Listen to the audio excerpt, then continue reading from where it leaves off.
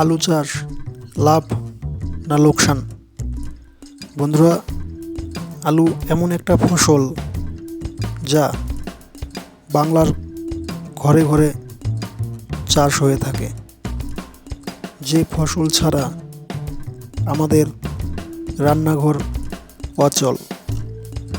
কিন্তু প্রশ্ন একটাই, আলু চাষ করে সত্যি কি লাভ হয়, নাকি বছরের পর বছর লোকসান গুনতে হয় চাষিকে?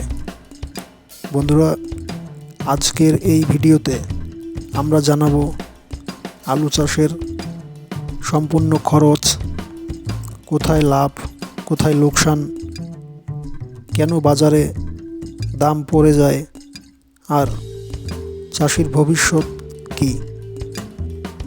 আলু চাষ কেন এত জনপ্রিয়? বন্ধুরা, আলু চাষ জনপ্রিয়তার কারণ হচ্ছে অল্প সময়ে ফলন হয়। প্রায় সব মাটিতেই চাষ করা সম্ভব।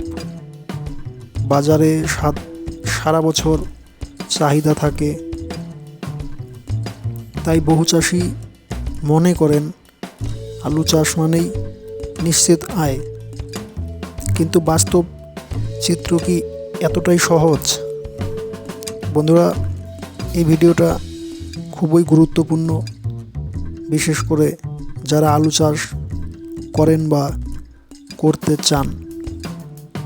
আলু ভারতে ও বাংলাদেশে খুবই একটি গুরুত্বপূর্ণ ফসল। সঠিক নিয়মে চাষ করলে আলু থেকে ভালো ফলন ও লাভ দুটোই পাওয়া যায়। ভালো ফলনের জন্য ছোট ও মাঝারি রোগমুক্ত বীজ আলু ব্যবহার করা দরকার। সাধারণত শীতের শুরুতে আলু চাষ করা হয়।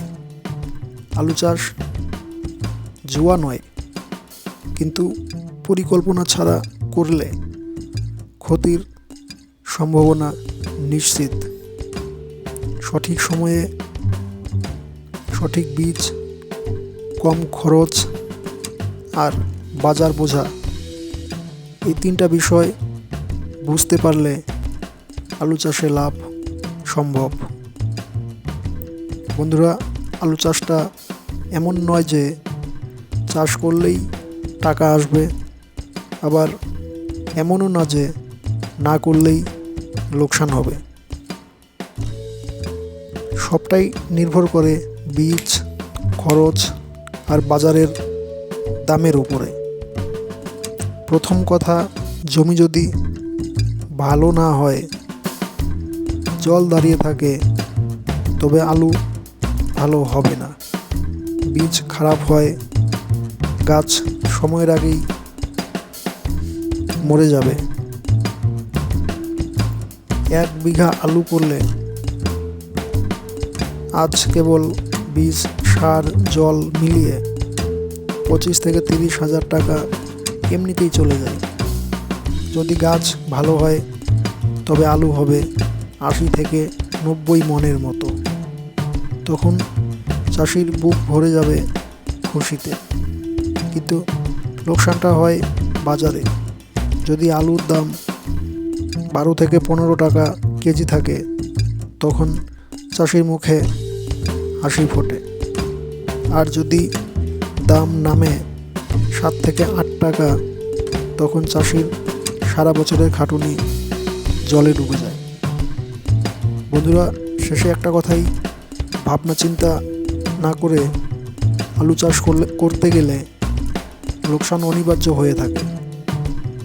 বাজার বুঝে, খরচ সামলে করতে পারলে লাভের মুখ দেখা সম্ভব হয়।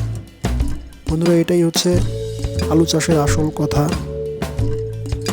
আপনি ভিডিওটা এই পর্যন্ত দেখে থাকলে যদি আলু চাষ নিয়ে কোনো কিছু জানার থাকে, তাহলে এই ভিডিওতে কমেন্ট করে জানান।